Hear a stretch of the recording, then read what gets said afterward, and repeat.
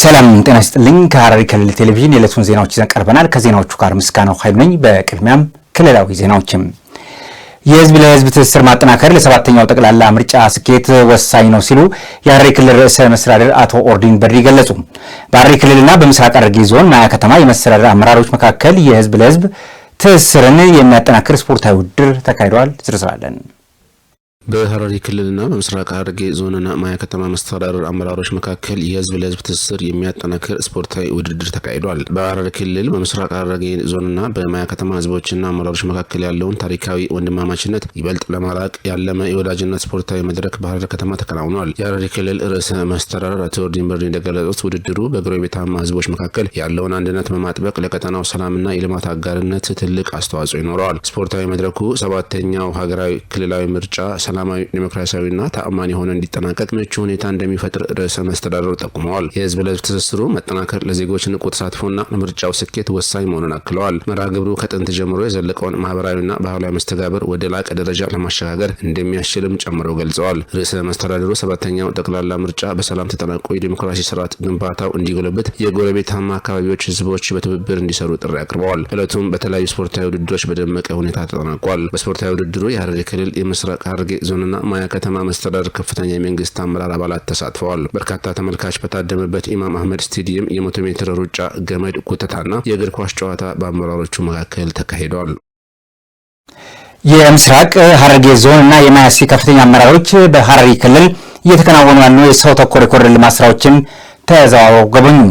ይህ ጉብኝት መርሃ ግብርም በጎረቤት ክልልና ከተማ መስተዳድሮች መካከል ያለውን ልምድ ልውውጥ ለማጠናከር እንዲሁም በጋራ የመበልጸግ እሳቤን በተግባር ለማሳየት የታለመ መሆኑ ተገልጿል። አመራሮቹ በቆይታቸውም የሐረር ከተማን ገጽታ የቀየሩ የመንገድ ዳር ውበት ስራዎችን፣ ዘመናዊ የእግረኛ መንገዶችንና ልዩ ልዩ የልማት ፕሮጀክቶችን ተመልክተዋል። በጉብኝቱ ወቅትም አመራሮቹ እንደገለጹት በሐረር ከተማ እየታየ ያለው ለውጥ የብልጽግና ፓርቲ የከተሞች ደረጃን ለማዘመንና ለነዋሪዎቹ ምቹ ለማድረግ የጀመረው ሪፎርም ስራም ውጤታማ መሆኑን የሚያረጋግጥ ነው። በተለይም የኮሪደር ልማቱ የከተማውን ታሪካዊ ባህላዊ እሴቶች ሳይበረዙ ዘመናዊነትን ጠብቆ እንዲከናወኑ ማድረጉ ለሌሎች አካባቢዎችም ትልቅ ተሞክሮ የሚቀመርበት መሆኑ ተመላክቷል። በክልሉ የታየው የልማት ተነሳሽነት በምስራቅ ሐረርጌ ዞን በማያ ሲቲም ተጠናክሮ እንደሚቀጥል የገለጹት አመራሮቹም ጉብኝቱ በቀጣይ በጋራ በቅንጅት ለመስራት ከፍተኛ መነሳሳትን የሚፈጥር መሆኑን ገልጸዋል። የክልሉ ከተማ ልማትና ኮንስትራክሽን ቢሮ የመልካም አስተዳደር ችግሮችን በአግባቡ ለመቅረፍ የተገልጋዮችን እርካታ ለማሳደግም እንዳለበት የሐረሪ ክልል ምክር ቤት ቋሚ ኮሚቴ ገልጿል። ቋሚ ኮሚቴው የቢሮውን የ2018 በጀት ዓመት 9 ወራት የስራ አፈጻጸም በገመገመበት ወቅትም አገልግሎት አሰጣጥን ማዘመንና የልማት ተነሺዎችን ጥያቄዎች በአግባቡ መመለስ ትኩረት ሊሰጠው እንደሚገባም አሳስቧል። የአብስራ ሰገድ የሐረሪ ክልል ምክር ቤት ቋሚ ኮሚቴ የክልሉን የከተማ ልማትና ኮንስትራክሽን ቢሮ የ2018 በጀት ዓመት የ9 ወራት ስራ አፈጻጸም ገምግመዋል። የቢሮ ምክትል ኃላፊ አቶ ረይስ ዩሱፍ ለቋሚ ኮሚቴው ባደረጉት ገለጻ በበጀት ዓመቱ የታዩ የመልካም አስተዳደር ችግሮችን ለመቅረፍ እቅዶችን በማውጣት በትኩረት እየተሰራ መሆኑን ገልጸዋል። በዚህም ከህብረተሰቡ የሚነሱ ጥያቄዎችን በመለየት ምላሽ መስጠት ላይ ያተኮሩ ስራዎች መሰራቱን አክለዋል። ቀደም ሲል ከፋይል መጥፋት ጋር የሚነሱ ቅሬታዎችን አሰራር በማዘመን ያሉ ፋይሎችን አደራጅቶ በማስቀመጥ ችግሮች መፈታታቸውን ተናግረዋል። የመልካም አስተዳደር ችግሮችን በመቅረፍና የአገልግሎት አሰጣጥን በማሻሻል ረገድ በመሶብ አንድ ማዕከል አገልግሎት እየተሰጠ መሆኑንም አክለዋል። የቋሚ ኮሚቴው አባላት በበኩላቸው የመልካም አስተዳደር ችግሮችን ለመፍታት እየተደረገ ያለውን ጥረት አድንቀው ከመሬት ካሳ ክፍያ ጋር የሚነሱ ቅሬታዎች ትኩረት የሚሹ ጉዳዮች ናቸው ሲሉ ተናግረዋል። የመኖሪያ ቤት ችግሮች መፍታትና የተፈቱና ያልተፈቱ የውጭና የውስጥ የመልካም አስተዳደር ችግሮች ትኩረት የሚሹ መሆኑንም ተናግረዋል። ለተነሱ ጥያቄዎች ምላሽና ማብራሪያ የሰጡት አቶ ረይስ በቂ መሬት በመኖሩ በሂደት ለልማት ተነሺዎች በአግባቡ የመሬት የካሳና የመኖሪያ ቤት መሰጠቱን በመግለጽ በቀጣይም የሚሰጣቸው እንዳሉ ተናግረዋል። አገልግሎቱ አሰጣጡን በማዘመን እንግልትን በሚቀርፍ መልኩ የቴሌና የገቢዎች ክፍያ በቢሮ በማድረግ ክፍያዎች መክፈል የሚቻልበትን ማመቻቸታቸውን ተናግረዋል። ለሆቴል ቱሪዝም መሬት ወስደው ያለሙትን በመደገፍ እንዲሁም ልማቱን ባልጀመሩት ላይ እርምጃዎች በመውሰድ ማስተካከያ መደረጉንም አክለዋል። የምክር ቤቱ የኢኮኖሚ ጉዳዮች ቋሚ ኮሚቴ ሰብሳቢ አቶ ጅብሪል መሐመድ ባስቀመጡት አቅጣጫ ለልማት ተነሺዎች ቅድሚያ መስጠት እንዳለበት በማንሳት የመንግስት ህንፃ ግንባታ በተያዘለት ጊዜ ገደብ መጀመር አለበት ብለዋል።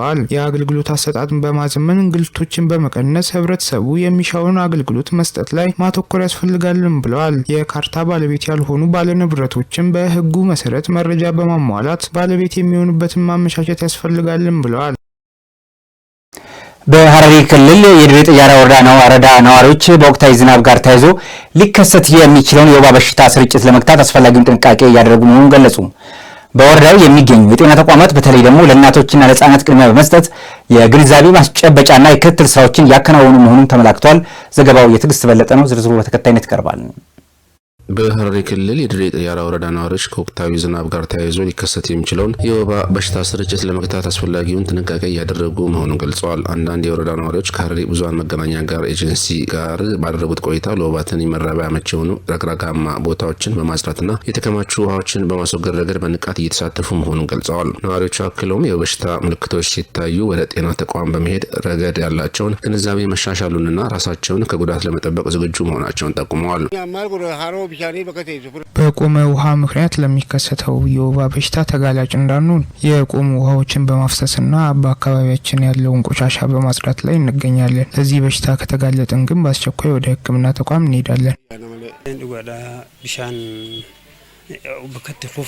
ለወባ ትንኝ መራቢያ ምቹ የሆኑ የቆሙ ውሃዎችንና አካባቢዎችን ማጽዳት አለብን።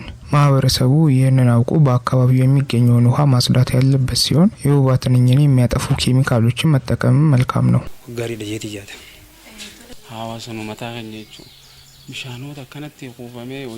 እኛ ራሳችን ጤናችንን ለመጠበቅ በአካባቢያችን የቆመ ውሃና የተለያዩ ቆሻሻዎችን ማጽዳት ይኖርብናል። ይህንን ማድረግ የወባ ትንኝ መራባትን ይቀንሳል ብዬ አስባለሁ። የአሳንጌ ጤና ጣቢያ ኃላፊ አቶ ኤክባል ሱፊያን እንደገለጹት የወባ ስርጭት ለመቆጣጠር የጤና ኤክስቴንሽን ባለሙያዎች በየቤቱ በመዘዋወርና ማህበረሰቡን በሚሰበስብባቸው ቦታዎች የግንዛቤ ማስጨበጫ ስራዎች እያከናወኑ ይገኛሉ። በሽታው በሚታይባቸው አካባቢዎችም ለሁሉም የቤተሰብ አባላት ምርመራ የሚደረግ ሲሆን ለእናቶችና ለህጻናት ደግሞ ልዩ ትኩረት ተሰጥቶ የተሰራ መሆኑን ኃላፊው አብራርተዋል። አቶ ኤክባል አክለውም ማህበረሰቡ እንደ ራስ ምታትና ብርድ ማለት ያሉ ምልክቶች ሲታዩ በቸልተኝነት ቤት ውስጥ ከመቆየት ይልቅ በአፋጣኝ ወደ ጤና ተቋም በመሄድ ምርመራና ሕክምና ማድረግ እንዳለበት አሳስበዋል። ሐዋሳ ከዛ ኬላ ፈያ ቱርበ ጀላቀምና ኬላ ፈያ ቱርበን ቀምኑ ከረት የጥቃቲ ኤክስቴንሽን ሰይሰዲ ጅራ ሱፐርቫይዘር ተቆጥቆት ጅራ ከነ ኢሳኑን ዶሊ ቀምኔ በማህበረሰቡ ውስጥ 7 የጤና ኬላዎች አሉን። በእነዚህ የጤና ኬላዎች ላይ ቢያንስ 3 የጤና ኤክስቴንሽን ሰራተኞችና አንዳንድ ሱፐርቫይዘሮች አሉን። ስለዚህ እነሱም በሙሉ በመሰብሰብ ለማህበረሰቡ ግንዛቤ እንዲፈጥሩ አቅጣጫ ሰጥተናል። የተሰጣቸውን አቅጣጫ ተግባራዊ ማድረጋቸውንም እንከታተላለን። በድሬ ጥያራ ወረዳ የወባ ትንኝ በብዛት ይገኛል ብለን የምናስበው ሚያይ ቀበሌ ነው። ይህ ቀበሌ ከኤረር ወረዳ ጋር ስለሚካለል በዚህ ላይ በስፋት እየሰራን ነው። በየቤቱ በመሄድና በተለያዩ መድረኮች ላይ የጤና ትምህርት እንዲሰጥ እያደረግን ሲሆን ከ4000 በላይ አጎበሮች ላይም የጸረ ወባ ኬሚካል ረጭተናል። ዱዋሳ ከማንኛውም ተላላፊ በሽታ ራስን ለመጠበቅ የአካባቢና የግል ንጽህናን መጠበቅ ዋነኛው መፍትሄ መሆኑንም አስገንዝበዋል።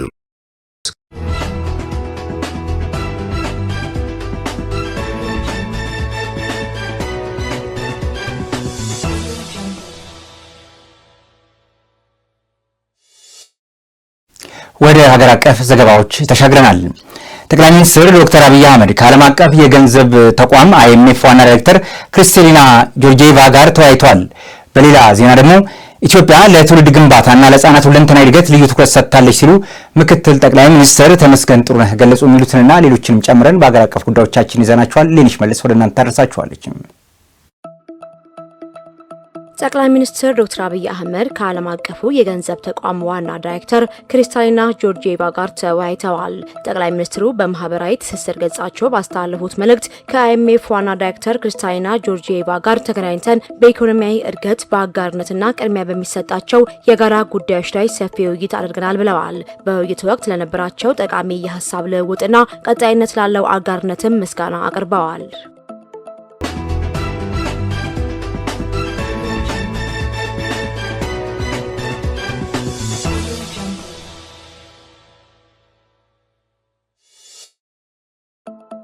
ኢትዮጵያ ለትውልድ ግንባታና ለህፃናት ሁለንተናዊ እድገት ልዩ ትኩረት ሰጥታለች ሲሉ ምክትል ጠቅላይ ሚኒስትር ተመስገን ጥሩነህ ገልጸዋል። ምክትል ጠቅላይ ሚኒስትሩ በአዲስ አበባ የተካሄደ የሚገኘውን ዓለም አቀፍ የቀዳማይ ልጅነት ጉባኤ አስጀምረዋል። መንግስት ድሃ ተኮርና የሰው ልጅ ልማት ቅድሚያ የሚሰጥ ፖሊሲ በመከተል ላይ እንደሚገኝ የጠቆሙት ምክትል ጠቅላይ ሚኒስትር ተመስገን ጥሩነህ የቀዳማይ ልጅነት እድሜ ክልል ለበለጸገ ማህበረሰብና ለጠንካራ አገረ መንግስት መሆኑን በጥልቀት በመረዳት ከፍተኛ ኢንቨስትመንት እየተደረገ መሆኑን አብራርተዋል። ከዚህ ጋር ተያይዞም በከተማዋ ተግባራዊ እየተደረገ ያለው የኮሪደር ልማት ሰፈሮችን ለልጆች ምቹ ከማድረጉም ባለፈ በየመንደሩ የሚገነቡ የስፖርትና የመዝናኛ ቦታዎች ህጻናት በአካልና በመንፈስ እንዲጎለብቱ እያስቻለ መሆኑን ጠቁመዋል። መንግስት የህጻናትን ደህንነት ለማሻሻል ከሚያደርጋቸው ጥረቶች መካከል የሰቆጣ ቃል ኪዳን የ15 ዓመት ፍኖተ ካርታ አንዱ መሆኑን ያነሱት ምክትል ጠቅላይ ሚኒስትሩ በ2022 ዓ.ም ከ2 ዓመት በታች የሆኑ ህጻናት መቀንጨርን ወደ ዜሮ ለማድረስ በከፍተኛ ትኩረት እየተሰራ መሆኑን አመላክተዋል። ዘገባው የኢትዮጵያ ብሮድካስቲንግ ነው።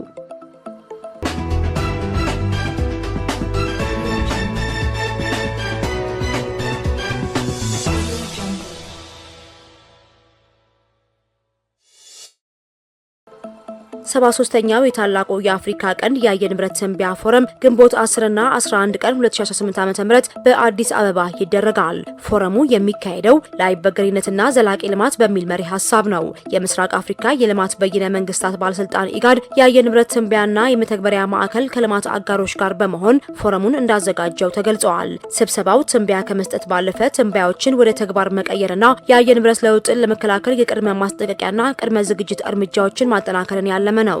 የአየር ንብረት መረጃዎች አርሶ አደሮች፣ የጤና ባለሙያዎችንና የአደጋ ስጋት አመራሮችን በቀጥታ እንዲደግፉ ማድረግ በሚቻልባቸው ሁኔታዎች ላይ ምክክር እንደሚደረግ ኢጋድ ለኢዜአ በላከው መረጃ አመልክተዋል። የአየር ንብረት መዛባት የሩቅ ስጋት መሆኑ ቀርቶ በየደጃፋችን ላይ ያለ ተጨባጭ አደጋ ነው ያለው ኢጋድ ፎረሙ በታላቁ የአፍሪካ ቀንድ የሚገኙ ማህበረሰቦች በቂ መረጃ እንዲኖራቸውና አስቀድመው ዝግጁ እንዲሆኑ ማስቻል ላይ ትኩረቱን ያደረገ መሆኑን አመልክተዋል። ሚዲያዎች ሙቀት ሳይሆን ብርሃን መፍጠር ላይ ማተኮር፣ ጫጫታ ሳይሆን የእውነት ምንጭ የሆነ የሀገር መንፈስ መሆን አለባቸው አለ የብልጽግና ፓርቲ። ፓርቲው የሚዲያ ሀገር መንፈስ በሚል መሪ ሀሳብ ያወጣው መግለጫም ሙሉ ቃሉ በተከታይነት ይቀርባል።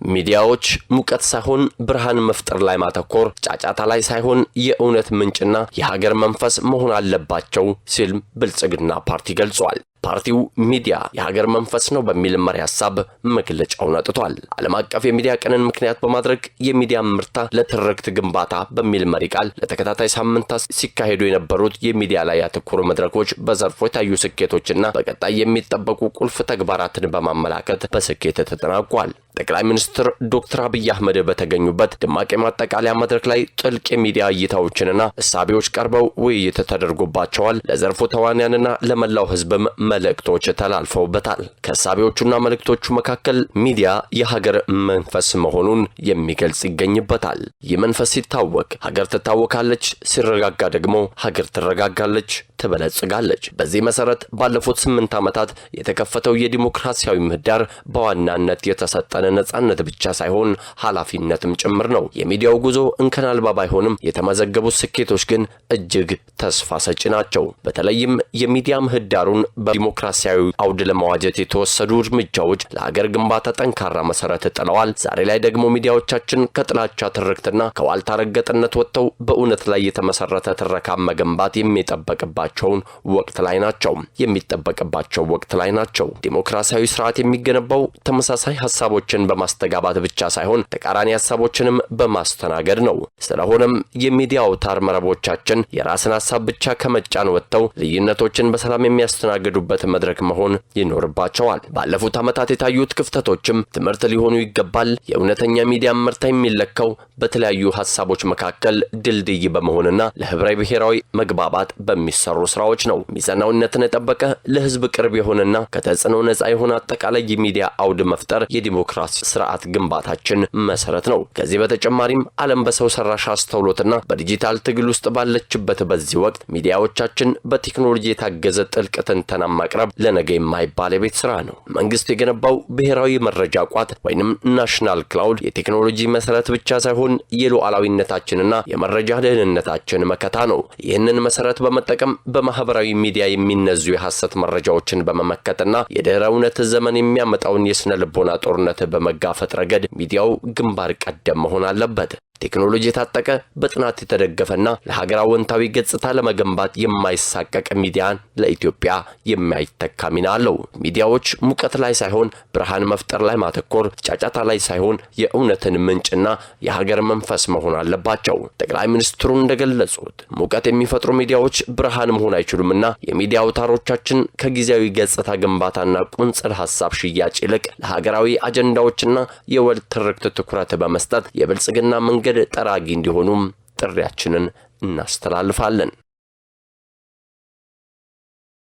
ተመልካቾቻችን ከሐረሪ ክልል ቴሌቪዥን ለዕለቱ የነበሩን ዜናዎች የተካተላችሁትን ይመስል ነበር። ዜናዎቹ ወደ እናንተ በማድረስ በኩል ምስጋናው ኃይሉ አብራችሁ ቆይታ አድርጌያለሁ።